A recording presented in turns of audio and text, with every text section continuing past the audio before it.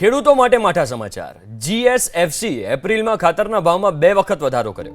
1 અને 20 એપ્રિલે નવા ભાવ બાબતે લખ્યો પત્ર।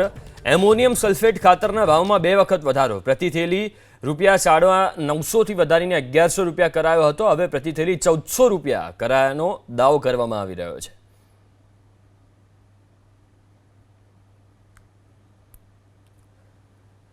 ખાતરના ભાવ વધારા પર ઇફકોના ચેરમેન દિલીપ સંઘાણીનું નિવેદન। ઇફકોએ પણ ખાતરના ભાવ વધારા માટે માંગી છે મંજૂરી।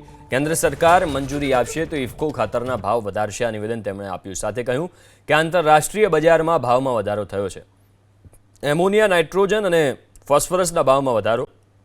રાસાયણિક ખાતર માટે તેની મોટા પાયે આયાત થાય છે। આવા સંજોગોમાં જ થાય, નોર્મલ સંજોગોમાં ન થાય। યુદ્ધનું વાતાવરણ છે, જે આંતરરાષ્ટ્રીય રો મટીરિયલ લાવવું જોઈએ મળતું ન હોય, સ્થાનિક ઉત્પાદન ઘટાડો થતો હોય, ત્યારે આવા સંજોગો ઊભા થાય ત્યારે આવા પ્રસંગો ઊભા થતા હોય। કેન્દ્ર સરકાર મંજૂરી આપશે તો વધારશે।